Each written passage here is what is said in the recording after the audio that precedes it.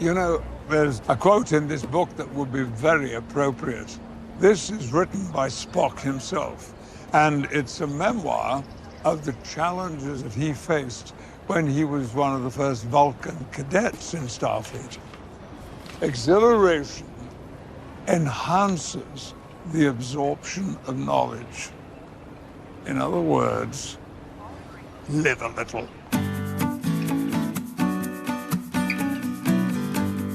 Welcome, everyone, to another exciting episode of the Positively Trek Book Club. I'm always so excited when we do these with a new book because it usually means we get to speak to an author. But I can't host these episodes alone, and with me, also equally excitingly, is Jessie Earl. Jessie, back again for another book club. Hell yeah, I'm glad to be there. You can definitely host these alone. I'm just the weird dork that's like, yeah, I loved it. Oh no. But no.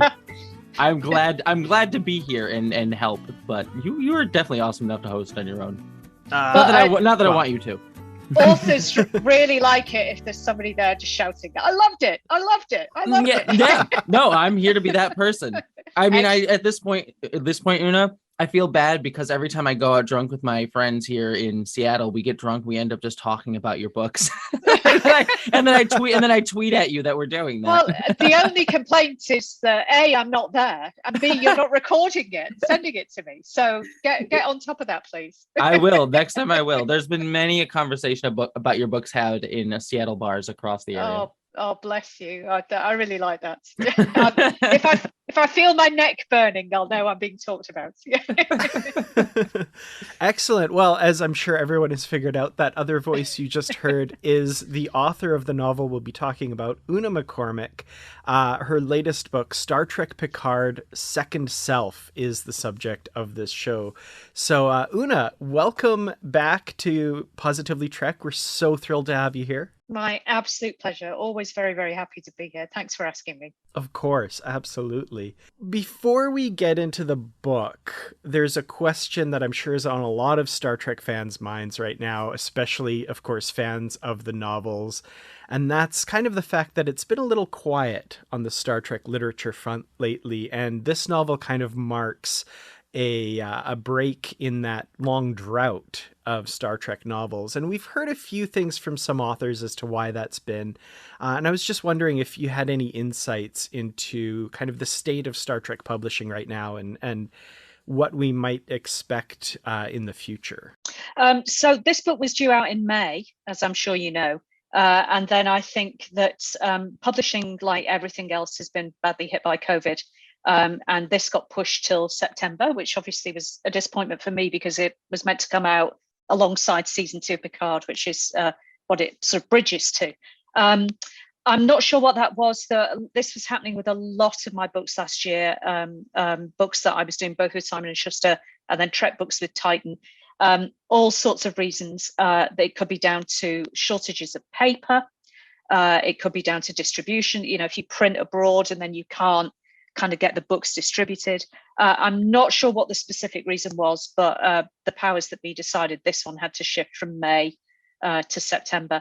So I would just say to people, be patient. You know, publishing has a lot of kind of, you know, it lands on your Kindle maybe, but there are kind of hard copy books, and that involves a big production process. A lot of that is maybe offshore or somewhere else, and books need to get from A to B and covers need to get printed and all these things. And I think it's been a bit of a logistical nightmare for folks during COVID. So that's the only insight I have. Otherwise, I don't know. The writers are the last people they say anything to.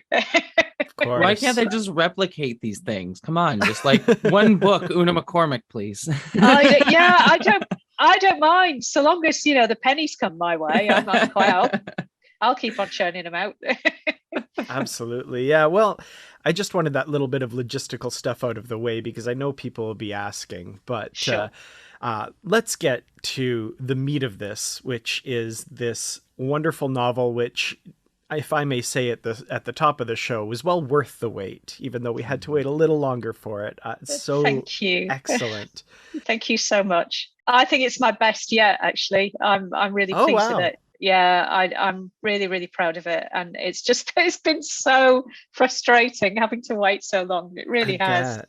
I just wanted Yeah. it out when Picard was on, but yeah, I'm really glad people are reading it. In a weird way, it actually, I kind of like it that it's come out after season 2, because it's a nice like sort of bridging of that era for Raffi, and I think it's really nice to like shade that in after the fact. It's kind of a nice like good bridge that I actually kind of appreciate reading it now. I wish I didn't have to wait so long since season 2. Yeah, but I think now it works really I well. see what you mean, actually, because I'd obviously when you're doing these things, you get kind of advance. I was kind of reading season 2 scripts in advance, so I was feeding in a lot of what I knew about season 2. So ideally, some of those themes, I think if you go back to season 2, you'll see that they're in the book quite consciously for lots of reasons, which we can go into when we set up the spoiler warning. For sure. Well, that's a perfect time to mention. Yeah. So the first part of this will kind of tread lightly and not do huge spoilers. And I'll give everyone a warning so that, if you're sufficiently intrigued and want to go run off and read the book before you get totally spoiled about everything that happens. And trust me, there's a lot in this book. I was say there's spoilers. You don't want to be spoiled for this one, I think. No. It's a real treat to read it and absorb the things that happen as they happen and not have that ruined. So also, I have to say, best Una McCormack novel is a very, very, very high bar. And bless you. I knew there was a reason I came on this show. I loved it. It's so good. This is like other people treat themselves to a day in the spa. Yeah. The writer's equivalent. I'll go and talk to those people who are nice to me. Perfect. Well, you'll find a lot of that here for sure. I would definitely, I'll save it for like more thoughts because I'll give my review at the end. But like, I think this is definitely, if not your best, one of your best. I was really, absolutely. I put up my own review on my own channel today, and the title is literally Star Trek Picard Second Self is beautiful, because I think it's an absolutely beautiful novel. Thank you. This one, so yeah. Thank you so much. It's been a long time in the we can get into this. It's been a long time in the making. Well, let's talk briefly about the structure of the book. And I'm kind of reminded of something that's said to Sisko in the first episode of Deep Space Nine. It's not linear. This structure is really interesting. We start in the quote-unquote present, so after Coppelius, then a section goes to after the Dominion War, kind of that era, and then a middle section that pops back to during the Bajoran occupation before we kind of make our way back up the timeline to catch up with the present eventually, again at the end. And I was kind of curious, did that structure of the story kind of always present itself from when you were writing it, or was that kind of a decision made later in the game as the story was kind of coming together? That was completely conscious from the start, I think. I knew that there were 3 timelines, and I thought there's only one way to do this, which is to nest it. And then I had all the pleasure of going, hang on a minute, do they know that bit yet? No. Okay, right. So constantly when you're writing like that, I probably wrote the 3. I probably wrote the 3 stories straight, and then kind of went, right, chop it there, stick those 2 in, chop it there, put that one in. But then I had to kind of make sure that I wasn't revealing stuff that you, the reader, would not get to the middle. I guess if there was a model for it, it's the novel Cloud Atlas. That works as a peak. That's kind of the central image of that mountain, whereas this one I think more of a valley. Digging maybe a valley. I hadn't thought of that. I was thinking digging a hole, actually, but you're right. Gosh, I am clever. It's thematic. It is. Oh it's a valley. Completely valley. Oh, I that's thought perfect. Of that. I love that. That's great. Yes, it is. It is a valley, isn't it? Yeah. That's so excellent.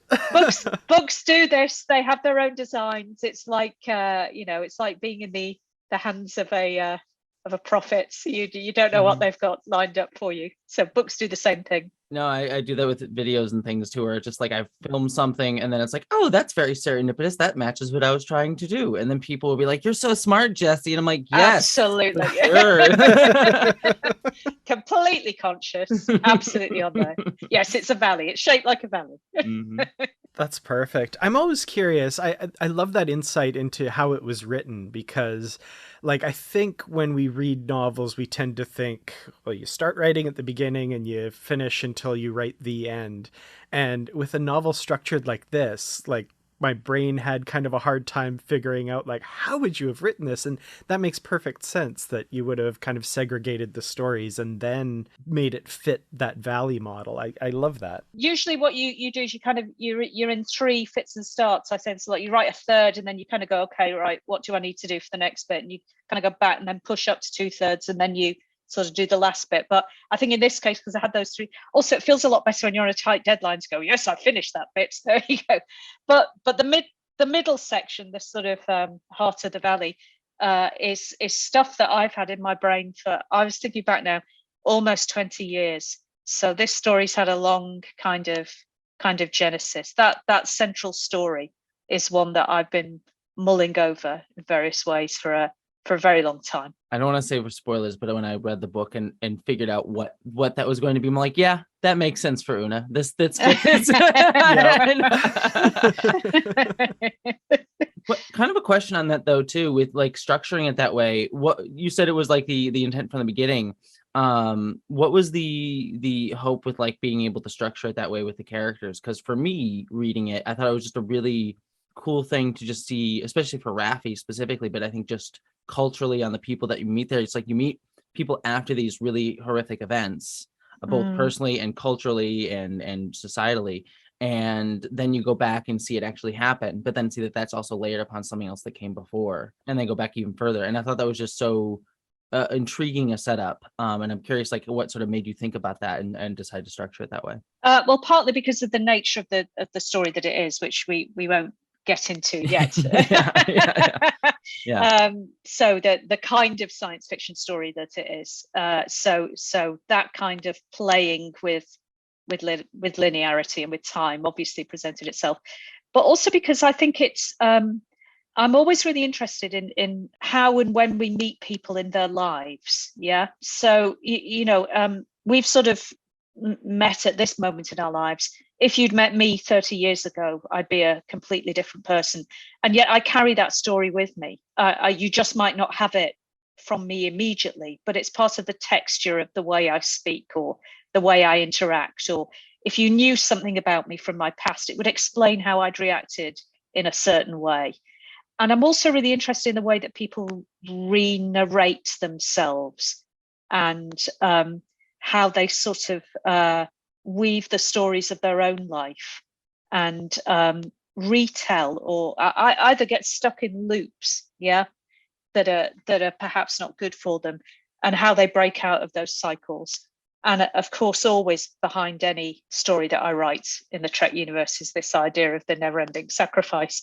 So there are lots of reasons why I think there was only this way to tell this story, and I think it worked. It wouldn't have worked as a linear narrative. No, I don't think so at all. It just wouldn't have worked at all. But it's how we meet people. We come in late to people's lives. We don't get a handy George Eliot style introduction. They just appear, from nowhere with their stories behind them, and you have to reveal and unravel them. That was part of it, I think. And then obviously all the other stuff. Well, I think a wonderful character to use to explore a lot of those ideas, of course, is Raffi, this wonderfully complicated character we got in Star Trek Picard. And she's kind of at the center of this story at the beginning, kind of wondering what she's going to do with her life now that the events of Picard season 1 have ended, and a lot of questions about her life and things that have affected her life have kind of been realized, and she's been vindicated a little bit. But of course, that hasn't made everything in her life perfectly wonderful again. She's still kind of where she was and the person she was. And she has paths before her that she can follow, going back to Starfleet intelligence, or this outlandish suggestion from Picard that she go with him to the academy to teach, and this sort of thing. So what was it like kind of taking that character and playing with some of those themes? I feel like she's just got so much baggage, is the wrong term, because that has a negative connotation, but she has so much to play with her past there. Yeah, I'd written her a little bit before in The Last Best Hope. So I'd sort of seen her at the top of her game, and we see her on screen sort of at the bottom of that valley, don't we? I'm going to use that metaphor all the way through now. And then I think when they came and asked me the book, they said we want a Raffi story, and this is where it's happening. And I thought, well, that's a really interesting place to have someone that she, like you say, she has been vindicated. She's been completely vindicated. All her mad ideas, and her conspiracy theories turn out to be completely true. But as you say, she can't just go back to that life. She's had a drug addiction. She's had a divorce. She's lost contact with her son. She has no contact with her grandchild. And then I started to think, well, these people don't exist in isolation. She will have had a job. She will have had colleagues. Those colleagues were probably friends because of the type of work that she did. There would have been long hours and spending time with each other and being part of a team and a club. And what were the sort of casualties of those relationships? So to try and come back to those, particularly when you've been proven right, which is the most unforgivable thing that anyone can do. We can't have you back, out of pity. We have to have you back and kind of admit that, we were unfair. No, people don't like doing that. So to have her in that position, I thought was really good. And there's a fragility to her as well, I think. Or certainly you should feel this at the start of the book, that picking up those pieces and starting over is really, really brave. You're digging deep and you're sort of building a life out of little fragments and things. It's like she's putting together a whole self again. Second self, indeed.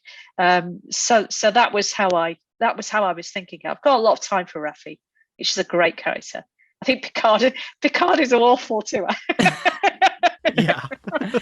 I think that is some of my favorite parts of the book, is just the opening chapters. I mean, the whole book is great, but even that part, because I just think you captured her really well. And some of the moments that I really enjoyed during that were when you really show how she's been treated has affected her. So the point where she goes and talks to Picard, and he just seems to be, having her there to just like talk to her and see where she's at and maybe try to convince her to join back up with Starfleet. But then when he sort of comes forward with this mission, she sort of has a bit of a response to that, like, oh, did you just ask me here to use me? And it just touches upon how she's been objectified in a lot of ways and just seen as like a tool to be used by a lot of people. And how she's sort of been dismissed and not seen as like a full person. And I thought that was just, you really, really captured that really strongly in those first few chapters. And he really leaves her in the lurch, when he quits Starfleet. She, it's and you get this in the show, I think. He goes back to this, his lovely sort of rural retreat and still has his reputation, but she's sort of torpedoed. So that's it for Raffi, isn't it? Kind of. It's her reputation, and it costs her everything, really. I thought it would be interesting to play with a more complicated Picard. Someone who makes mistakes with people, which I think is there in the show. It's the Picard in particular, the TV show, looks at that side of him, I think. And then I had a lot of innocent fun, sort of playing with that relationship and a comparable relationship with another mentor and mentee character duo that appear later in the book. So it was a rich vein to sort of explore. I think Raffi, finds herself used.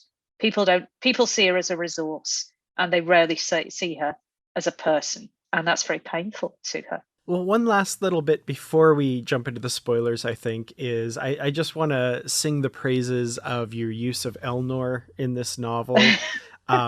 One of my biggest regrets from Picard season 2 is how that character was just kind of shelved for most of the season, and we didn't get a lot of him. And seeing him interact with Raffi and kind of establishing a bit of that relationship that we see the end result of in Picard season 2, as well as, and I'm going to highly intimate this, spoiler free, the idea of him interacting with a particular character from Star Trek lore who shows up is just so tantalizing an idea that I can imagine how giddy you were to write those scenes. Honestly, the cackling that went on was quite inappropriate. Yeah, he's an interesting. He doesn't get his due in season 2. I wonder if there were difficulties kind of getting him on set. They were filming under COVID restrictions, weren't they? Because he's not really there for a large chunk of it, is he? He's kind of fridged at the start. Yeah, and again, I think he's a character who people see as a resource. You know, he's very striking. He's very imposing. He's got this way of alienating you by telling you what he thinks, but he's not very old, and he's probably quite vulnerable in many ways, and he must feel that he doesn't fit in wherever he goes. He doesn't fit in with the Qowat Milat, but he can't be a Romulan because he's been brought up by them, and then he's kind of stuck in the Federation, but he's a Romulan with a big staff who tells the truth all the time. He's not going to win friends and influence people easily, I think, unless people take the time to get to know him, I guess. Get to know him as he is, yeah. And seeing him and Raffi kind of understand each other in that way. And of course, at the back of her mind, she's conscious of this, that she's doing this, but she's being careful about it, is that he's a replacement son, that she's getting to have some kind of relationship, some kind of maternal relationship with a young man.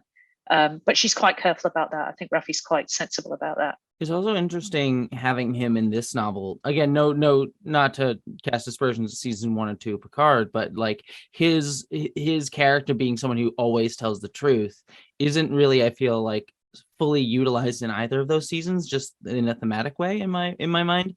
Whereas in this book, it really, again, without getting too spoilery just yet, I think it works really well to just sort of mirror a lot of what this story is about, and sort of like people sort of hiding things from themselves, hiding things from each other, and him just being so vulnerable and honest in that way. And then also him having to kind of like temper himself, and like having to like learn how to maneuver in these situations that he is kind of ill-equipped for based on how he was brought up. How am I, if I am living in this world, how am I going to do this and remain true to what I feel and believe? And can I? Is it a thing that I'm able to do?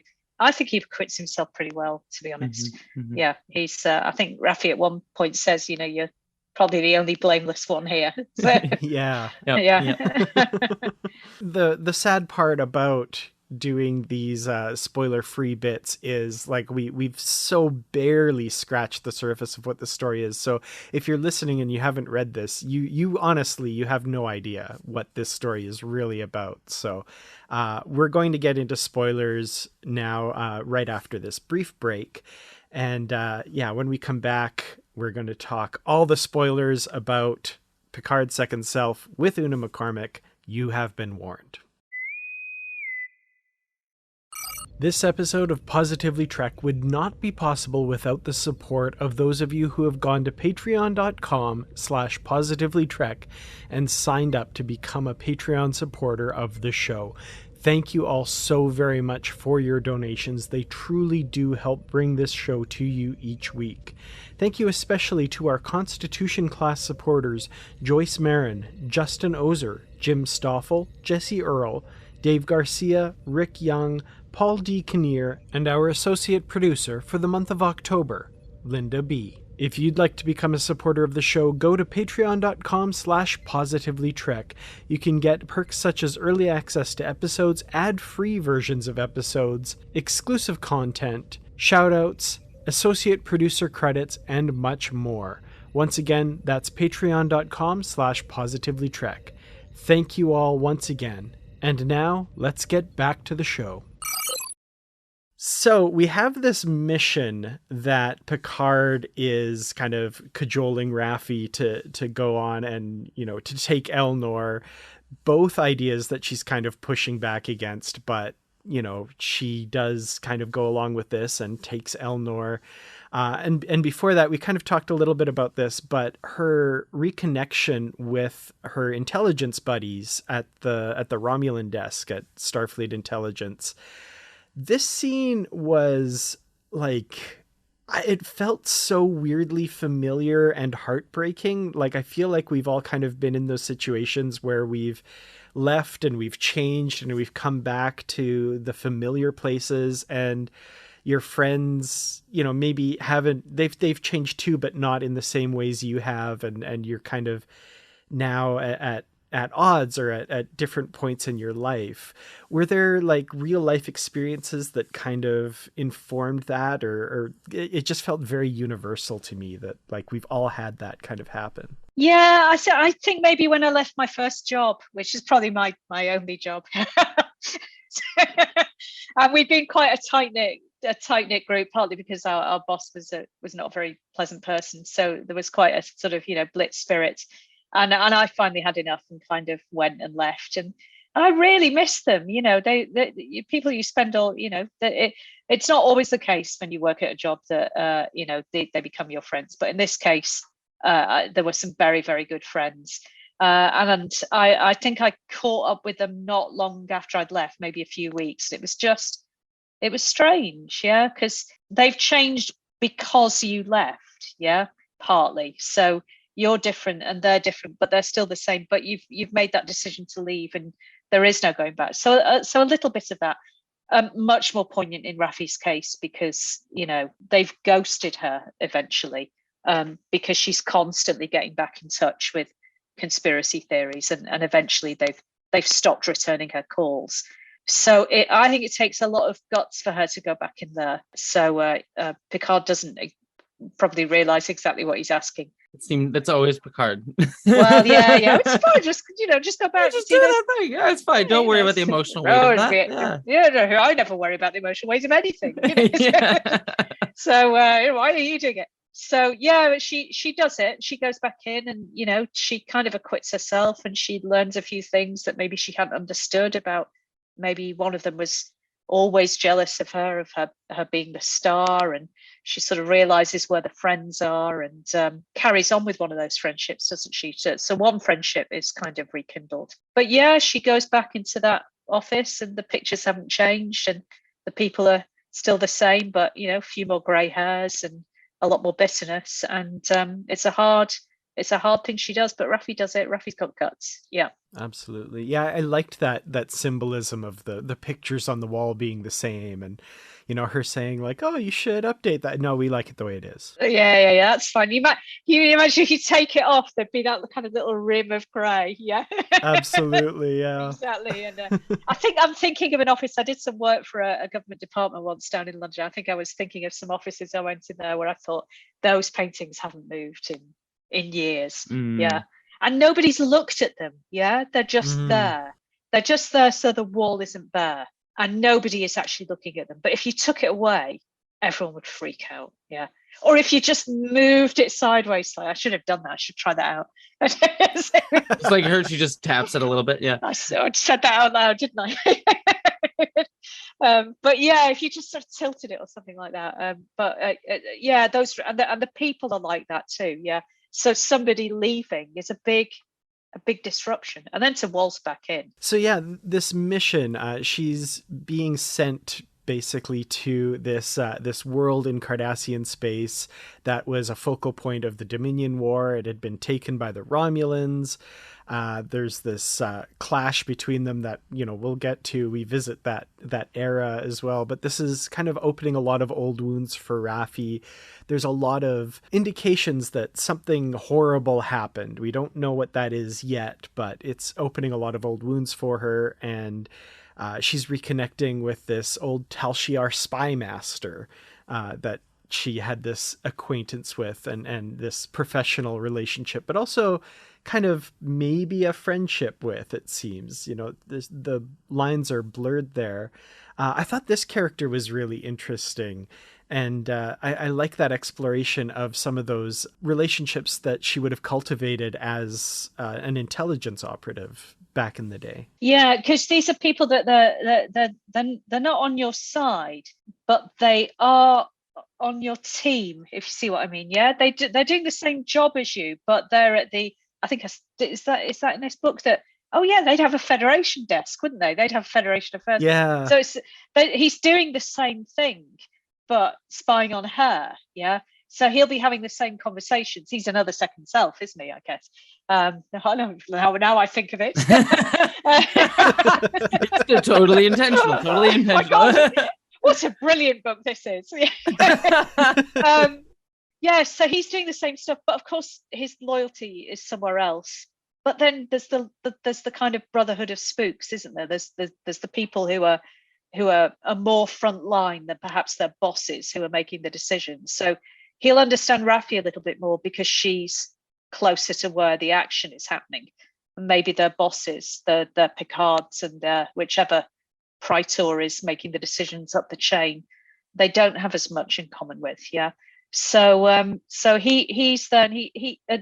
they have these moments of sort of strange, I'll say intimacy for want of a better word, where they're like the only other one that they can confide in. Yeah.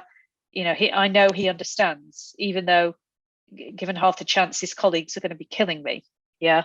He's the one who perhaps understands the most what this situation is like for me. So I was quite pleased with him. The audiobook, he has an English accent, so you know he's the villain. Of course. I particularly love one scene. I believe it's with him. If I'm remembering correctly, where we go to, this is skipping a little bit ahead, the Bajoran village that had a genocide happen there. And Raffi's sort of looking around, and she's kind of willfully ignorant of what happened there. And he sort of points out to her, it's like, how can you stand here and not actually see it? And that's because you're sort of being ignorant. And then she sort of realized, like, oh yeah, the charring on the buildings, that was a fire that was intentionally lit. And it was just one of those, like, oh, the relationship of him, like, sort of like taking the scales from her eyes sort of thing was really well articulated, and I really liked that sort of like constant poking of each other. Good, I'm glad about that. And I think I think you've always got to I can't resist sort of always questioning Starfleet and their motivations and their I think, does she get called a hypocrite twice in one day? I think, yeah. First by Romulans, then by Cardassians. So and you can sort of imagine, Starfleet are always banging on about human and species rights, and and they'll kind of blithely go off and do all kinds of things. So I think she gets used a bit as a punch bag by a couple of frustrated people, because I don't think Raffi is a hypocrite. Actually, I think she absolutely isn't. But yeah, there's a moment where he kind of come on, Raffi, you're not being honest with yourself here. You know what happened here. I also love that he says, like, our standard operating procedure for like working with Starfleet is to assume you're hypocrites. Like, that's just how, like, that you'll hem and haw about stuff, but then you'll end up not doing it. Yeah. Or you'll find a way to kind of fudge it. But I can't rely on that with you, because you're not. It's really annoying. Yeah, you're going to do something stupid and heroic, aren't you? Yeah. And I can't plan for that, because that might work, yeah. As a bit of an aside, I recently had a conversation with some people about Star Trek board games and video games where they have the factions like Federation, Klingon, and Romulan, and they always like have, Romulan, their special thing is treachery, blah blah blah blah blah. Now I want to see like a board game that's made by the Romulans. Like, what would the Federation be? Like, I'm sure it wouldn't be, hypocrite, peacekeeping and stuff. Yeah, hypocrite. Yeah. Absolutely. Yeah.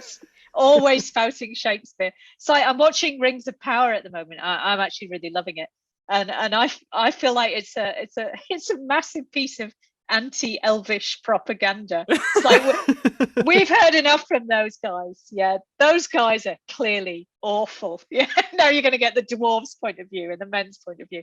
So I quite enjoy doing that with Starfleet. It's an interesting thing where I think we're at in fiction. So this is getting wider, but it's just like an interesting place I think we're at in fiction, especially with large franchises that we've been like as a culture just inundated with a long time, where it's like, well, we've sort of been presented with this like worldview of like, oh, this authority is great, but then once you start breaking it down and seeing it from different perspectives, when is like as we are in the real world about a lot of our big authoritarian governments and companies and things like that, we start to question it a little bit more. And so I think that that's like you see that throughout Star Trek as like especially early Picard and Discovery was very questioning of the Federation, but now in Lord of the Rings, Star Wars was always kind of that. But even when you look at something like the Jedi, it's being very critical of that. So I think it's just a place where we're at in fiction and also like our cultural view of institutions too. Yeah, absolutely. Completely agree. And the seeds are there with Star Trek. The seeds obviously are there in Deep Space Nine. I think things like Discovery and particularly Picard push it a lot further, I think.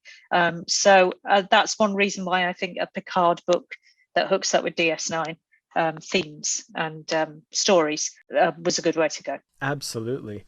Well, with that in mind, like, I'm very excited. I can tell.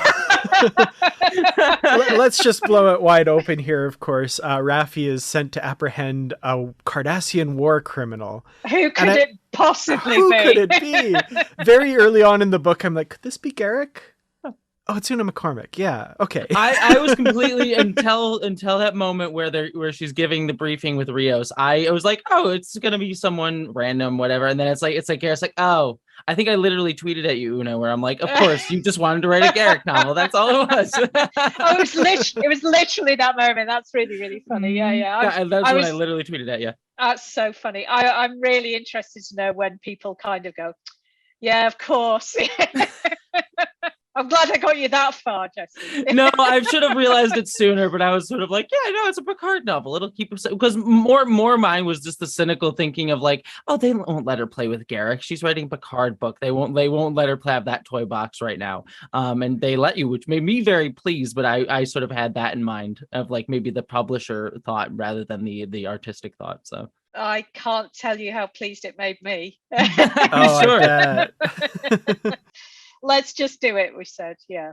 Oh, that's awesome. Yeah, I had that initial thought, but I think I was kind of like, it was a possibility, but it wasn't until, it was confirmed later. I was like, okay, excellent. I'm on board. This is so good. Yeah, Garak, I mean, I love the way you write this character and just so thrilled to see him in this book. And I think it's really interesting how you use him in this novel because there's a lot of good that Garak does, and it's acknowledged. You know, he helps the Federation during the Dominion War, and he does a lot of things that, you know, put good in that column. But there's still a lot that's in the negative column that I think sometimes we as fans tend to say, oh, well, you know, just ignore that, you know. But that's what I love about this is you fully embrace that and you fully get into that. And I think what we get here is a kind of true restitution for the character, which is, you know, something we never really got in this series. You know, like I say, we got him doing good, but that doesn't necessarily cancel out the bad. One thing that like Steve Shives did a really good analysis on Cardassians and like things that he pointed out about like how can we redeem characters like Damar or something like that.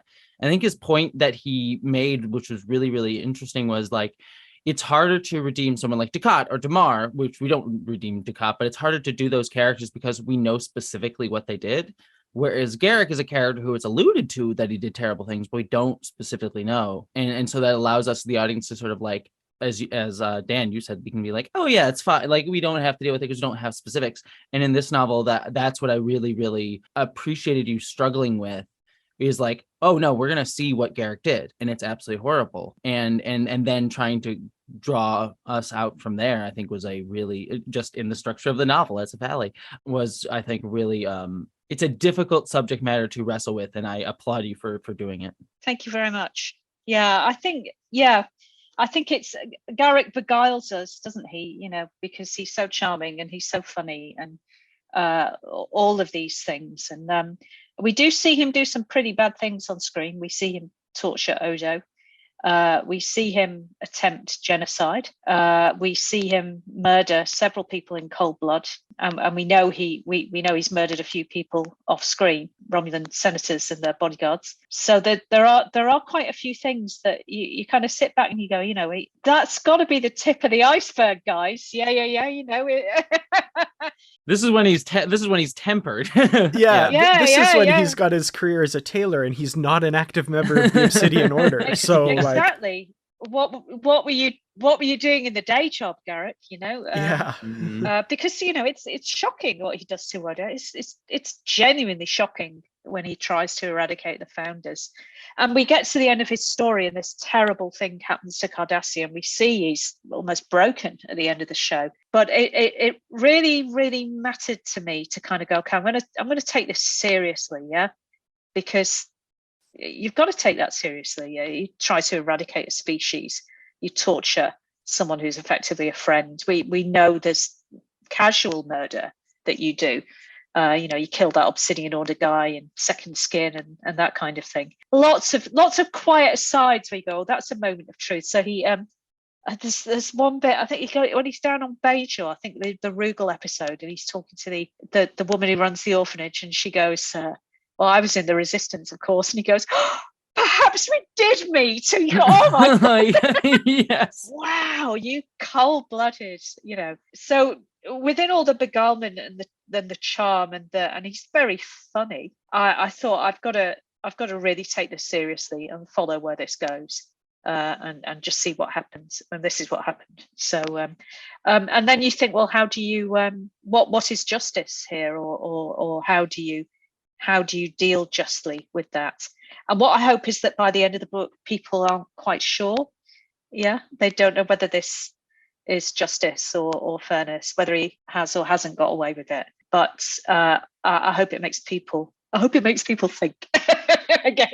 No, I was literally, that was going to be one of my questions, was like, I struggled with it because I was like, oh, is this sort of letting him off the hook? Because that was, because honestly, when I was reading it, I was actually a little bit like bothered, because I was like, oh, is this letting him off the hook? Is this saying this is okay? And then I sort of sat back and got to the end of the novel and sort of realized, like, oh, that was the point that you were wrestling with, is like, you're not making a clear definitive statement. It's more just, this is very gray, to use that word, and like there's no clear answers in something like this. And I really thought that was, again, a really deep and nuanced thought for a Star Trek Picard novel to go for, and I really appreciated it. Yeah, thank you very much. I think it's you look at we instinctively, we have a concept or an ideal of justice, like we have a concept or an ideal of utopia, and then actually when it gets down to the nitty gritty of it, it's very, very hard to find a pure solution. And I think the book is sort of asking that, or those were the questions.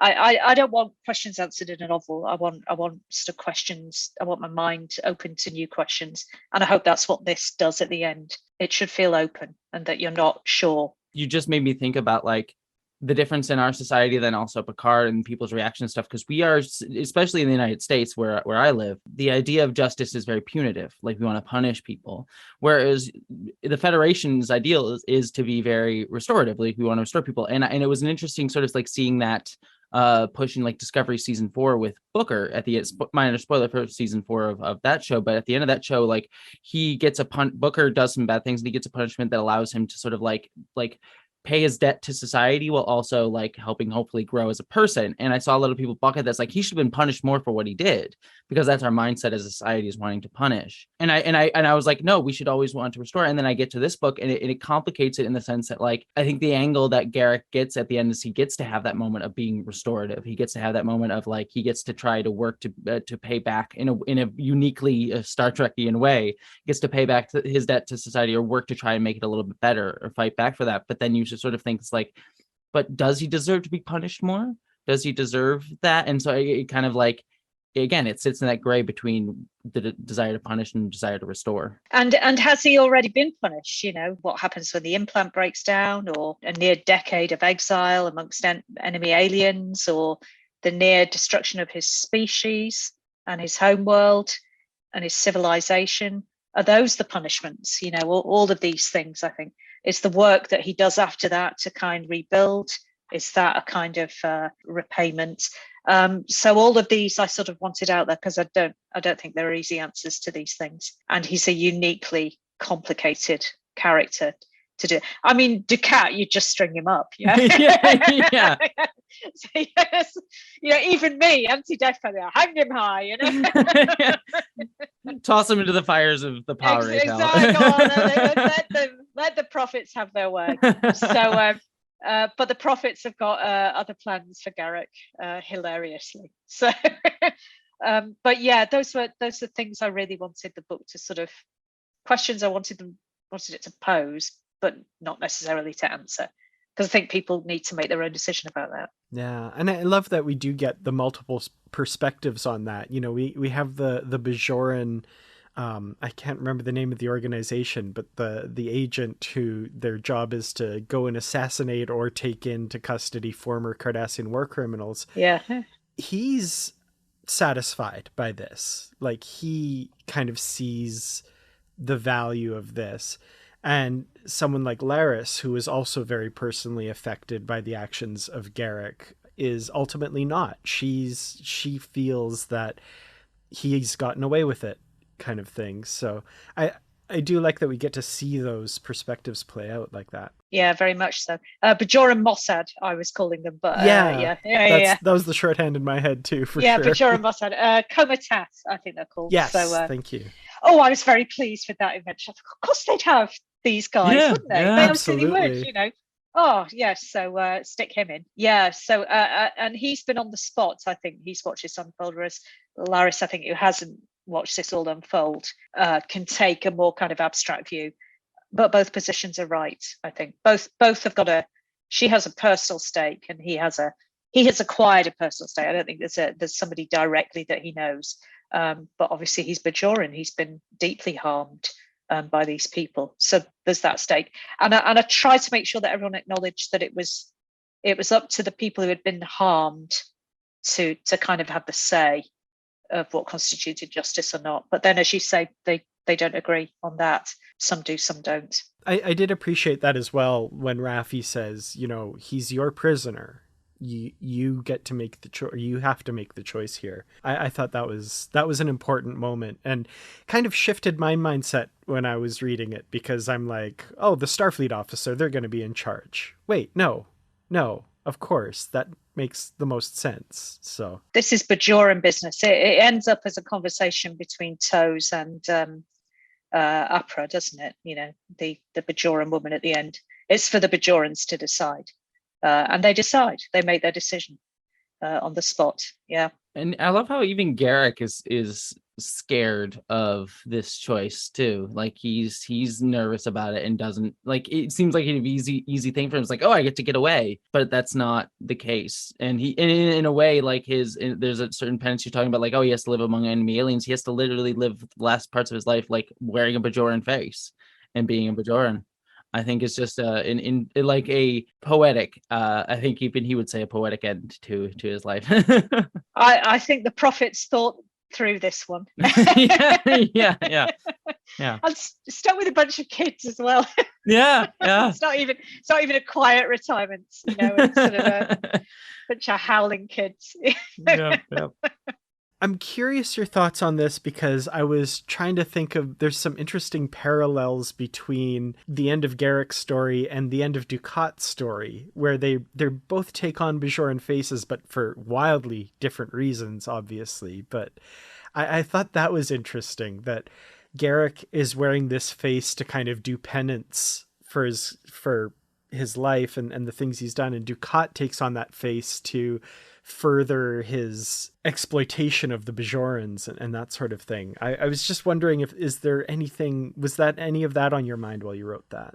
Yes, it was. And it's one of those things where I can't remember where it was it was a conscious.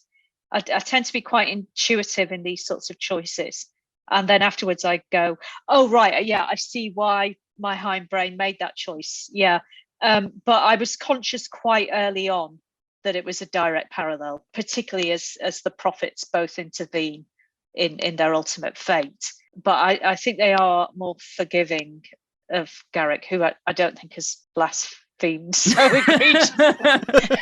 I mean, he didn't literally become a like Jesus figure for the paw race. Yeah, I think he is more disrespectful and disbelieving until he just can't avoid believing in them, and then he sees that he's just been absolutely outmaneuvered.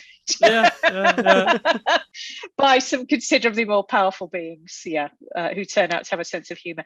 But I think it was, and I knew he would have this Bajoran face. That was very early on, and then I think not long after I went, oh yeah, of course it's because Dukat has one. Obviously, he's like he and Dukat have this sort of strange mirroring second self thing going on with each other.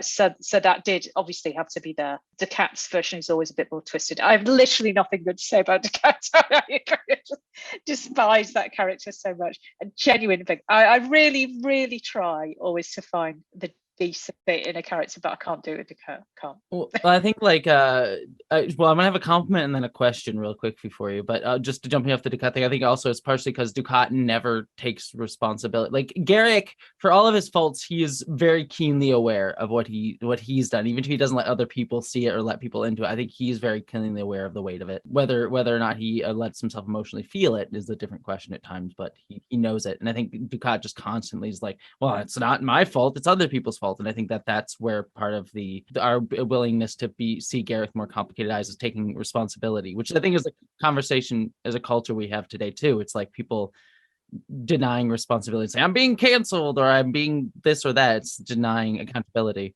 And Garrick's like, it's my fault, but try pinning it on me. Yeah. It's like it's definitely my fault, but you won't be able to legally say so. Yeah.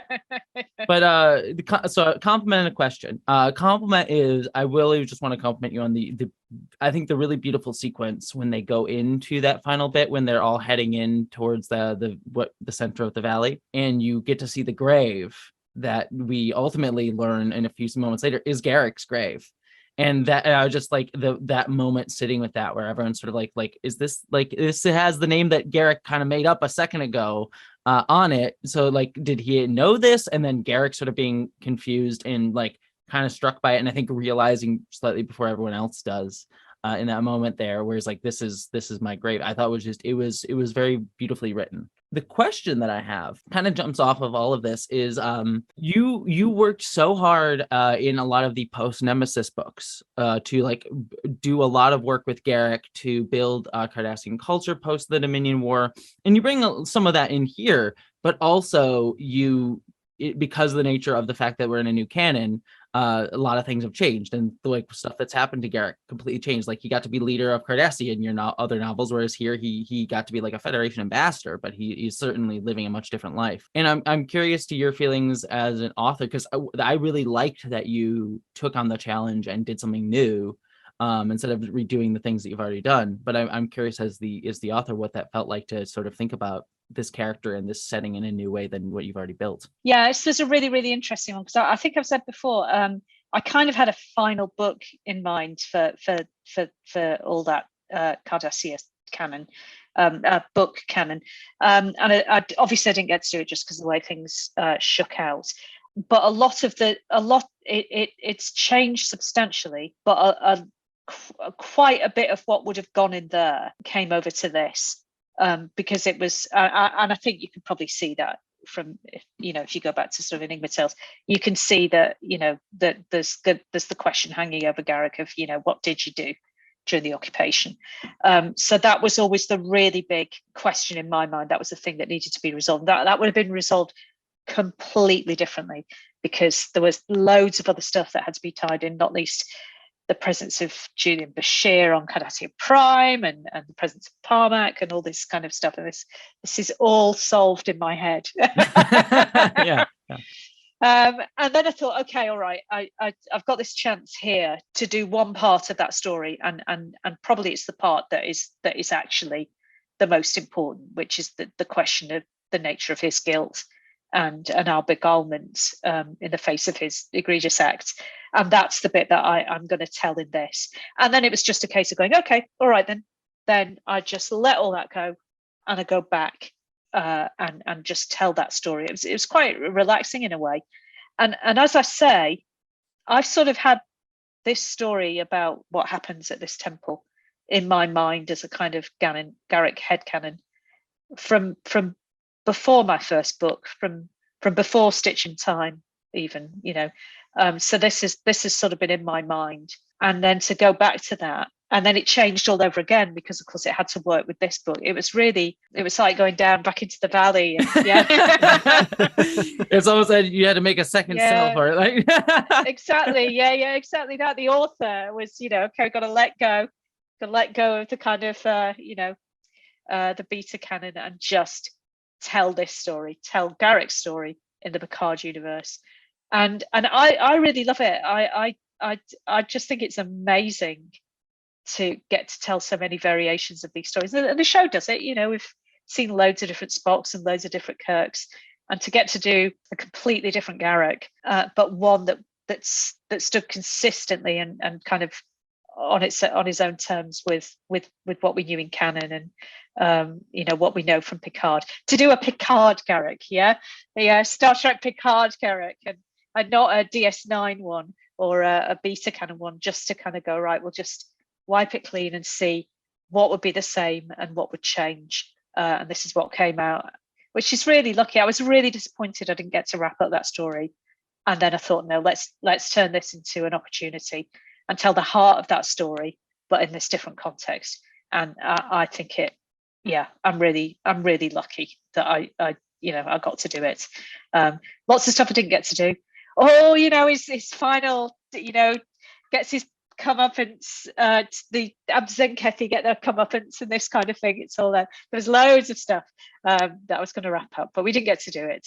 But we got to do this instead, and you know, I can't complain about that. One day I'll buy you a drink at a bar, and I will get your version of the story from totally. Yeah. I've got about 30,000 words of it. I think I've kind of during lockdown, I just wrote it for my own amusement. So there's quite a lot of it. So wow. Shoot me an invite. I'll be there. Yeah, I'd be happy to. Yeah, we just couldn't find a way to get it done. I think once Coda was underway, it was going to wrap up, and the ideas I had wouldn't have fitted with Coda. So you got Coda, and you got this. So I think we did okay. Yeah, I think everyone can be happy. Yeah, best of both worlds, as they say. Exactly. I just want to call out a few notable moments for Garrick in this book, and this section is nothing more than me just saying I freaking love your writing. And, it's so good. The moment where this is during the occupation period, and he's undercover as Mas Garad, this down and out quote unquote loser who's you know been in legal trouble and stuff. The moment where he turns into Garrick when he walks into the office, and this is one time where I had read another page or two, and that's when my brain realized that you'd switched from Garrod to Garrick. And I had to flip back 3 pages and be like, where? Oh, and the paragraph, it's like Mas Garrod walks into the office. The guy yells at him. He walks over to the computer, says the code. Garrick looks up, and I was like, oh, that is amazing. I love that. Thank you. And it's a real Easter egg there, because that's the code he uses in seconds. Yeah, you got that. Good. Yeah, as soon as he said black, I was like, oh, black. That's the code in Second Skin. Yeah. My God, she is that nerdy. Yeah. That's excellent. But I knew that somebody reading it would get it. So I had, and then he's Ethan Garrick from then on until he stops being. On the audiobook, she does it brilliantly. She sort of and that's partially an American accent softens the D slightly.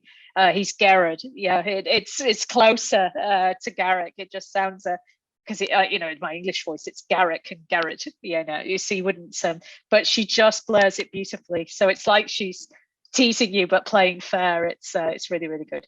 But I love that moment. Yeah.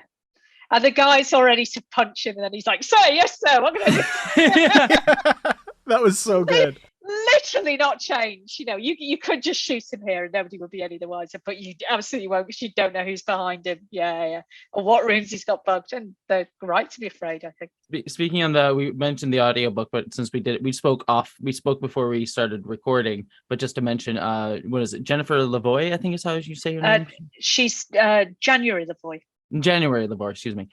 She's fantastic. Just for listeners, like if you have not listened to the audiobook version, I highly recommend it, because she does such a good job. She does everyone perfectly, but Elnor in particular, I was listening, like she nails his accent so well. Like it's perfect. I was listening, like, did they get even Goria in here? Like what? It's so really good. And I think, like I was saying just before, I mean, she has to do about 5 or 6 different voices just for Garak, or the different ages and the different kind of undercover roles that he's doing, and she does them all perfectly, including a scene where he kind of talks to himself. So she does that incredibly. It's just really, really moving, that scene, because of course he ends up talking to himself, because it's that feels like a Garak way to go. It would be, yeah. End up just that's the only good conversation I've had here. Oh, it was in myself. That's an interesting point too, because there's a lot of Garak in this novel, and then by the time you're done the novel, you realize there was more Garak in the novel than you'd thought. Than you realized, yeah. Yeah, and I it's rare that I will read a novel a second time very shortly after I've just read it, but I feel like I have to read this again from the beginning with that in mind. Like the prophets, I'm taking the piss out of you pretty much. What you got to do is you buy the book version, and then give that money to the publisher, and then the audio version. There you go. You get 2 different experiences. That's actually a brilliant idea. That might be how I have to experience it a second time. It's what I did. I literally bought the audiobook, and then I want to support your writing. So I bought the audiobook, and I was like, well, I just need the book version now, because I just need to own this one. So I have the book version as well. Nice. Well, audiobook works for me as well. Absolutely. That's fine. But in England, if you borrow it from the library, I get money. So they have this little pot of cash. It's called a public lending rights, and there's a pot of cash, and every time a book is borrowed from the library, you get like a tiny little bit, but they cap it so that Stephen King doesn't get all the money. Yeah. So you hit an upper level, and then you don't get any more if you're Stephen King. Yeah. And every year, and you don't get vast bucks, but every year, particularly I've had something like a Picard book or a Doctor Who book, I'll get like 150 quid or something. It's just it kind of arrives, and I go, oh, that's brilliant. That's covered that thing I shouldn't have bought last month. People's Christmas presents, perfect. Yeah, it's an amazing thing. They're public lending rights. Any author who publishes in the UK and in Ireland should look into it, because it's just great, and it always arrives in the nick of time. Oh, thank God, that's arrived. It's small, but it's just saved my life in some small but specific way. So yeah, audiobooks, books. Yeah, it's I'll see something from it, and even library borrowing as well over in Britain. Well, between the two of us, we've purchased it every way I think we can. So I've got the ebook version here. Beautiful. Well, that's what even more do we like to see that. So I feel like that's the real way to read a Picard or any Star Trek novel is on the Kindle version, because that's just like you're reading it from a pad. It feels like it. Like I agree. It's completely great. Agree. Exactly. But for it really to be like a pad, the other books you're reading can kind of piled up on different Kindles. Different one for every book. Yeah. Exactly. Didn't quite get there, Lance, did we? Excellent. Well, I definitely don't want to end this without talking about the interaction between Elnor and Garak, and Garak's just complete giddiness at the realization that this kid will not tell a lie. Tell a lie? He's like, what's that like? It's the galaxy brain thing, isn't it? What is you live like that? Yeah. He's like, you're just like a little, like so much information that you just gave so freely in that one little sentence. Exactly. he's the one that they all just tell the truth to. Why didn't I think of this one? It's just incredible. Yeah, and then Elnor, of course, kind of saves the day, doesn't he? He's just there with his staff at the right moment. So I possibly could have had a bit more fun with that, but I thought it was one of those things that could rapidly become self-indulgent, and that you could have had pages of those two just going off on each other. But I think the sort of suggestion of it, and Raffi kind of, no. You go over here. No, absolutely not. Like when your parents go, I don't want you hanging out with XYZ. Yeah. Now I want a Garrick Elnor novel. Sadly, it won't ever fit given the timeline, but I would love that. Yeah. Or like a Spock versus Q style, just conversation. Oh man. There's got to be a short story in there somewhere, I think. But yeah, it's like the magnets that sort of repel. Well, I even love the moment too when Garrick basically gets Toes to hit him, and he's lying on the ground. He's like, Elnor, you're coming to the trial. I want you there. The truth, the whole truth, and nothing but the truth. Exactly. This is brilliant. I can't believe I got this guy. Is just so perfect a witness. Yeah, it's he's charmed by and that's another charm of Garrick, isn't it? I think he's even when he's jaded, he still sort of takes a kind of there's a sort of mischief and delight in what's presented to him, and an eye for how he can turn it into an opportunity as well. And Elnor's a great opportunity. He's also beautiful, which doesn't harm. So yeah. Yes, that too. Speaking of beautiful, I loved Garrick's references to Dr. Bashir, this beautiful doctor that was wonderful. Just that made me a little misty-eyed. Yeah, the love of his life. Yeah, absolutely. Yeah. Whether Julian finds a way to join him, that's one I shall leave for the fan fiction writers. Jumps back in time. Yeah. Finds his own orb. Yeah. Orb of love or something like that. Yeah. I do just one other little thing that popped into my mind while I was reading this. When they come across Garrick and they're talking about, the things he's done, and he's talking about the things he did to help the Federation, he even kind of obliquely refers to the Romulans getting into the war and that kind of thing. And I wonder, in this alternate reality where there is a trial that Garrick is put on trial, does all of the things that happened in the Pale Moonlight come out at that trial? And is the Federation, like, if they had brought Garrick to trial, are they really just kind of signing their own death warrant with that? He's absolutely got his, he's got his hand round their throat, really. They don't want him. Particularly in this book, they don't want him getting anywhere near a microphone. It'll all come out. It would be an absolute disaster. So the best thing that could possibly happen, as far as the Federation are concerned, is that Garrick disappears completely. And I guess the Cardassians are just clearer that he's an embarrassment. Yeah, it's a kind of relic from the past that they're trying to draw a line under and move on and show that they're changed. And yet you've got this guy still hanging around. The Bajorans want him because he's a murdering bastard. But the Federation have a real problem here, because he's got them by the short and curlies, hasn't he? So this is an ideal solution as far as the Federation is concerned. Poof, the problem just goes away. So yeah, and that's his. Even when he's got his hands bound, he's got that stored in his back pocket. I can't remember now whether it says in the book whether Raffi knew. I suspect she doesn't. Whether Picard knows, I don't know. And I did sort of toy of sort of bringing that in as a plot strand, and maybe having Laris involved in some way, but I couldn't quite get it to work. I think it was just a kind of plot complication too far, and it was better just left as kind of in the background and making it a much more personal beef that Laris had with him. So the details of which are sort of I'm not entirely sure myself, because she hasn't told me, but it might have been on Romulus. it might have been somewhere else. Another book? Yeah, another book, indeed. No more Garrett books.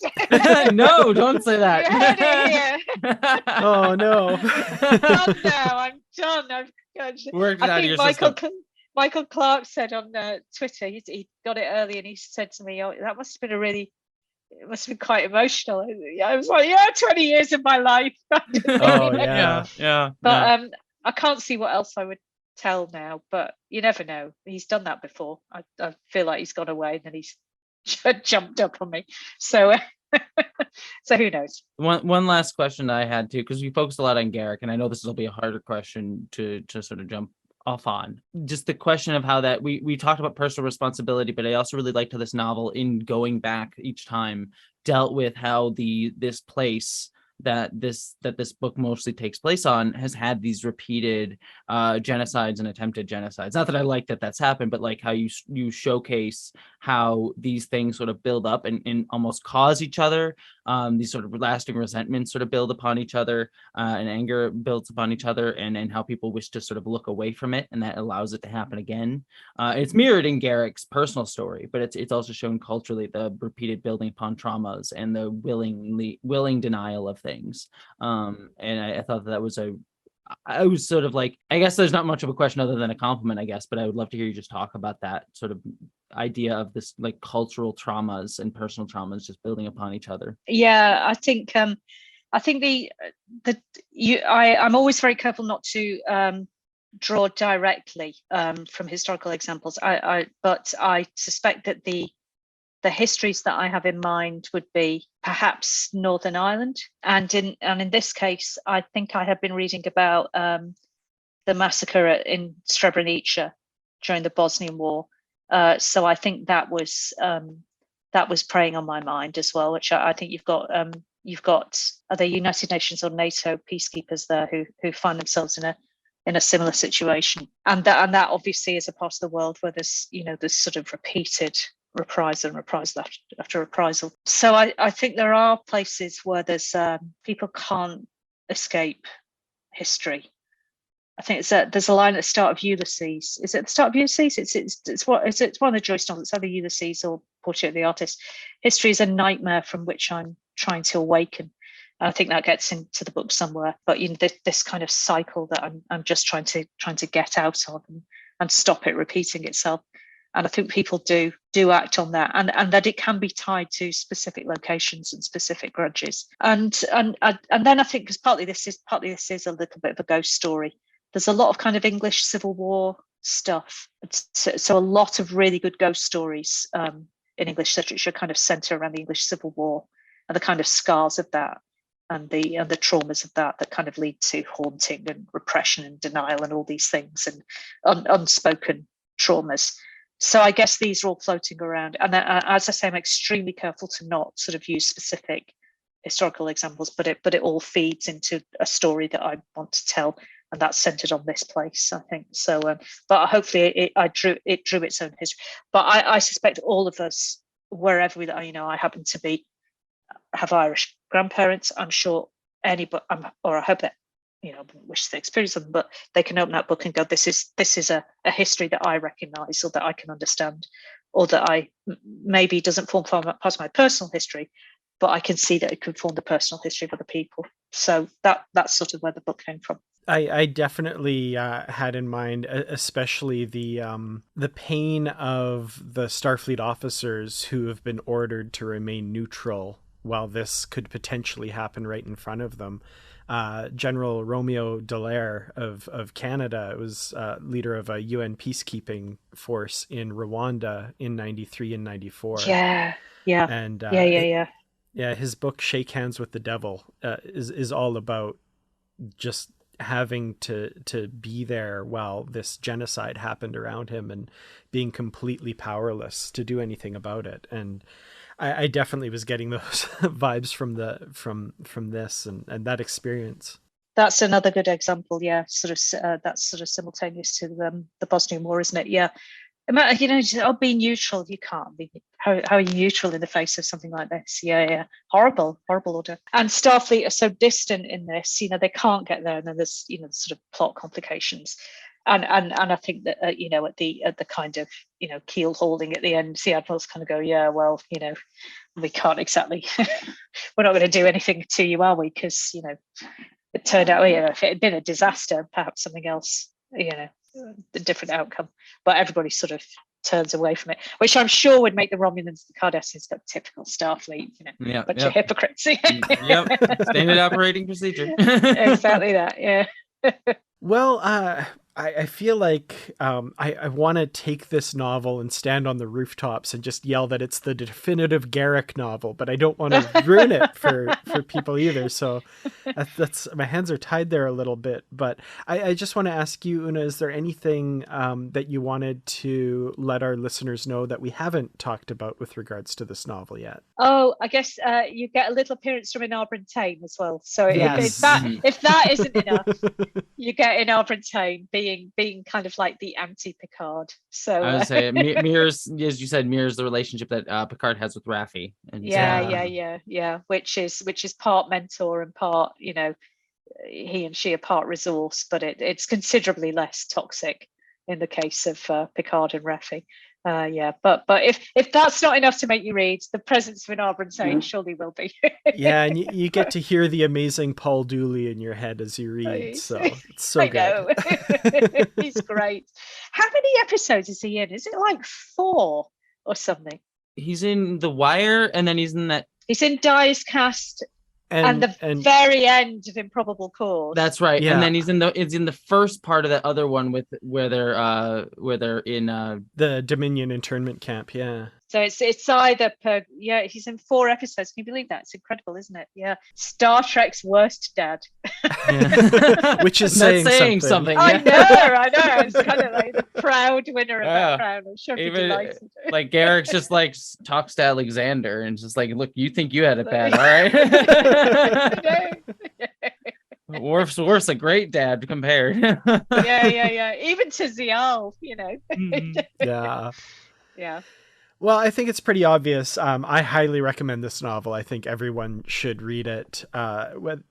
Picard fans, DS9 fans, all the fans. It's so good. And Garrick is a character I've loved so much. And to see his life extended beyond what we see in the series in your novels, and this one kind of being his swan song, just really will always give this novel a special place in my heart. So thank you so much. And I appreciate the difficulty that you must have had in writing it too. I totally understand. Well, I don't totally understand, but I can certainly appreciate what you had to go through to write it. So thank you so much for your never-ending sacrifice. Take it for the team. Yeah. Tamir, Dan's thoughts. I've said it before, you are easily my favorite Star Trek author. And I say that compared to everyone who has written Star Trek, not just in the books, like all writers of Star Trek. And that's no dispersion on them. There are many fantastic authors, but I love your writing. I love your work. And this is one of my favorites, if not my favorite novel of yours. So yeah, I think you really destroyed it. So thank you so much for this book. And thank you so much for your work. So. Thank you. I really, it's just so, you write a book and you just by yourself with it. Yeah. And then then its publication date gets pushed. Be by myself with it for even longer. And then it's finally out there and you think, oh, they're going to hate it. And then just, if people just really get it, it's so gratifying. Really, really grateful. So you just want to be read and understood, really. And you guys have read it and understood it. I'm very, very grateful. So thank you. Well, if people want to follow what you're currently working on online, is there anywhere that they can do that? They can find me on Twitter. I'm at Una McCormack, and I have a little newsletter as well where I sometimes sort of talk about what I'm working on or just what's filling my mind with slightly more consistency than you can get into a tweet. So those are sort of the 2 main places where you can find me. Well, thank you so very much for joining us. We truly do appreciate it. My pleasure. And Jessie, where can people find you online? Too many places because I do too many things. You can find me at Jessie Gender on YouTube, where I do video essay stuff. I have Jessie Gender After Dark, where I do news, reviews, and reactions on TV shows and things like that. I just reviewed a certain novel that we've been talking about over there. So you can go check that out. I say terrible things. 1 out of 5 stars. I know. She's a real hack, isn't she? It's like 3 or 4 books a year. SJW woke nonsense. It's awful. But yeah, I'm there. I have a Patreon. I'm on Nebula, and I'm on Twitter. You can find me in all those places. So yeah, that's me. I'm on Twitter at Kertrats, KERTRATS, youtube.com/Kertrats Productions. You can, of course, find the podcast at Positively Trek. Join our Positively Trek discussion group on Facebook. And that's about it. Email us positivelytrek@gmail.com, patreon.com/positivelytrek, all the things. Thank you once again, both of you, for joining this episode of the Positively Trek Book Club. This is such a special episode because it was such a special book. I'm just going to be effusive with my praise about this. So thank you once again. And to everyone else out there listening, thank you for listening. And until next time, stay positive.